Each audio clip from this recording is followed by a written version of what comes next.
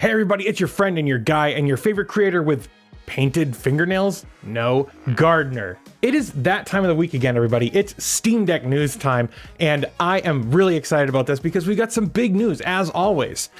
First up, let's talk about the Steam Deck prototypes. Now, if you're anything like me, you're probably curious about Steam Deck prototypes. In fact, in a previous Deck News video, I talked about the photographs of Steam Deck prototypes featured in the booklet that Valve published to coincide with the Asian launch of the Steam Deck.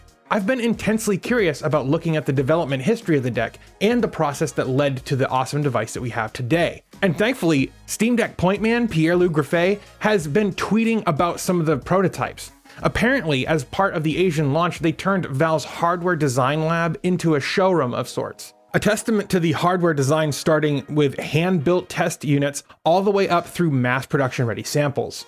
What's more, apparently, most of them still boot, and that is incredibly nifty to me. Pierre even shared a prototype of an early Steam Deck with a Picasso APU booting up into a prototype UI.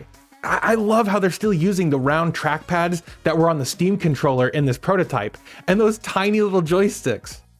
I'd love to know what you guys think about the Steam Deck prototypes. Leave me a comment and let me know down below.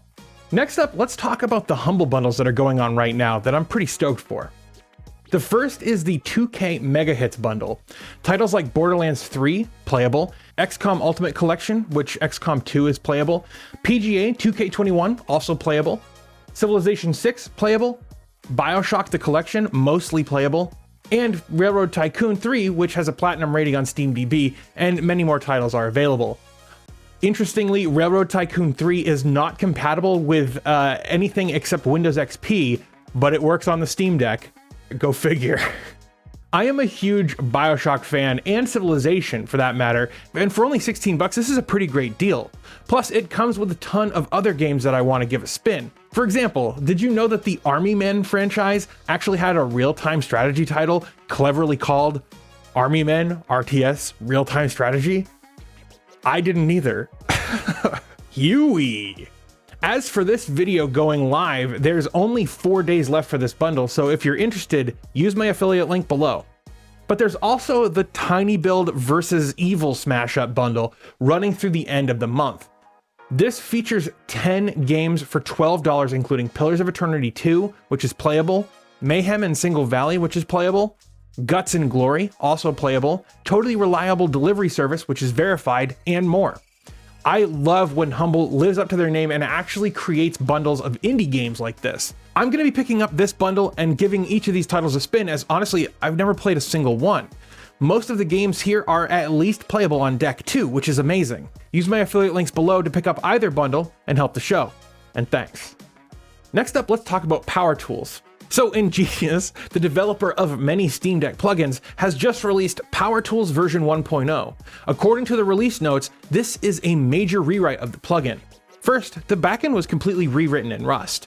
The plugin now adds support for setting minimum and maximum CPU and GPU clock speeds, battery charge control while the deck is awake, and they did make breaking changes to old configurations. So if you had a previous version of this plugin installed, you're going to need to set it up again from scratch. Ingenious also added a reset to default button and apparently a few new bugs just to keep everyone on their toes.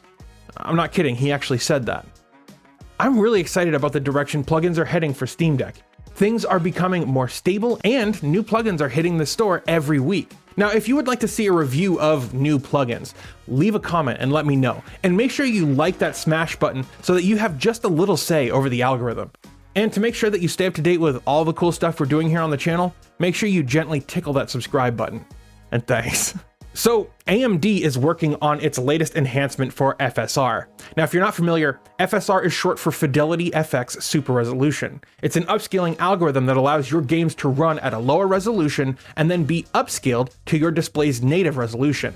This has a ton of benefits, not the least of which is better frame rates and reduced lag. AMD positions FSR as a competitor to NVIDIA's Deep Learning Super Sampling, or DLSS. While FSR 1.0 was a far cry from what DLSS could do at the time, FSR 2.1, at least to my eye, is at parity with DLSS today. The question is, though, why are we talking about FSR in a Steam Deck news video? Well, because Steam Deck has FSR built right into it. You can enable FSR for any game running on your Steam Deck at a lower resolution than the deck's native screen, and then you can scale that image up to 800p. Or you can run a game at 1280 by 720 and then upscale that to 1080p to output to an external monitor, or even a television. AMD launched FSR 2.1 this week, and we should be seeing it land soon on the Steam Deck, and I couldn't be more excited. Now, the biggest thing in the Steam Deck world this week has been the Tokyo Game Show. Valve has been making waves there in preparation for the deck's launch in Asian markets, and Valve's been impressively coordinated in their marketing.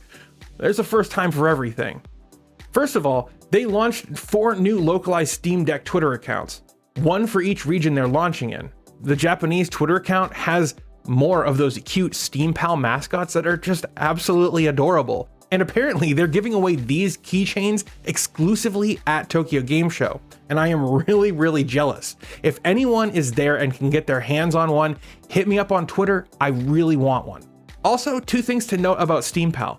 First, Steam Pal was originally the internal or development name of the deck before it was announced. And secondly, that's not a bow on its head, it's a valve. Valve has also built a gigantic Steam Deck for the show floor. Photos of it don't seem to do the scale of it justice. It looks from the photos to be about 9 feet tall. That's impressively big. And while we're talking about Tokyo Game Show, we've been waiting with bated breath for news about the official Steam Deck dock since it was delayed back in June due to supply chain constraints. And things have been pretty quiet on the dock front.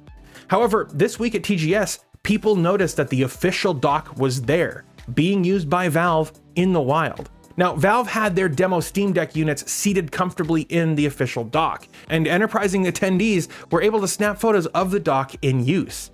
Facing the back from left to right, we have DisplayPort, HDMI, USB-C power in, we have an Ethernet jack, we have 1 vertically oriented USB port, and 2 horizontally oriented USB ports.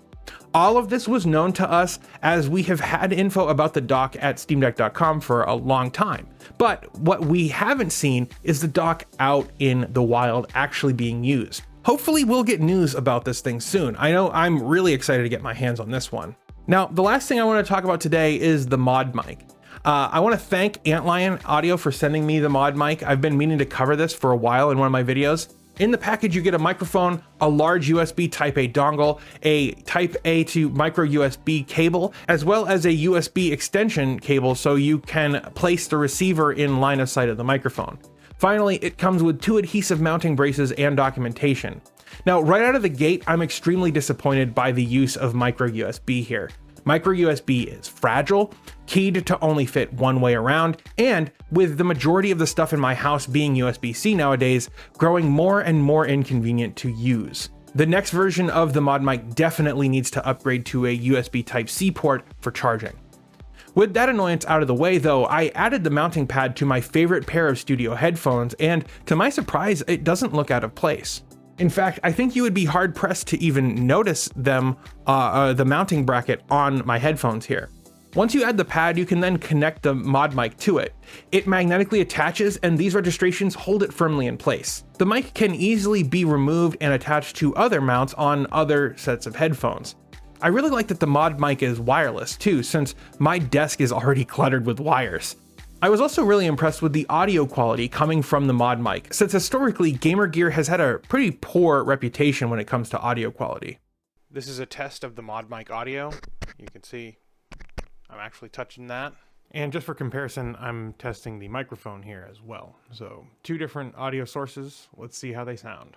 And while the ModMic isn't something I'll be recording my videos with going forward, it's definitely leaps and bounds better than most of the mics you hear on Discord.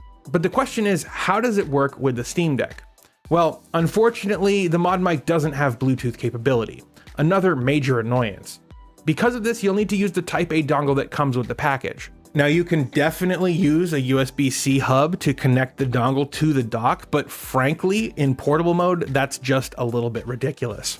Instead, I found that connecting the dongle to a dock, like the JSOX one I have here, and then playing games while docked to an external monitor is actually an ideal use case for the ModMic. especially if you're sitting far enough away from your docked Steam Deck and the internal mics are picking up too much room noise or reverb. So all in all, I actually do like the ModMic, because in my professional work, I'm not going to be using a USB headset with a built-in mic, since professionally I use prosumer gear at a minimum. But there are times where I'm gaming at my PC and I need a mic that's not in the way like this one. The ModMic fills that need for me, and I'm pretty happy with that. There's a link below for the ModMic if you want to pick one up for yourself. I think that's going to do it for this video though. Thank you for watching. I want to give a special shout out to my patrons and my YouTube members. It's because of you guys that I've been able to grow this show into what it is today, so thank you. If you believe in the work that I'm doing and you want to help this show grow, you can use the links below to pledge your monthly support on Patreon or as a member. It's all greatly appreciated. Thank you for watching. I hope you subscribe to the channel, and I hope you have a blessed day. I'll see you next time.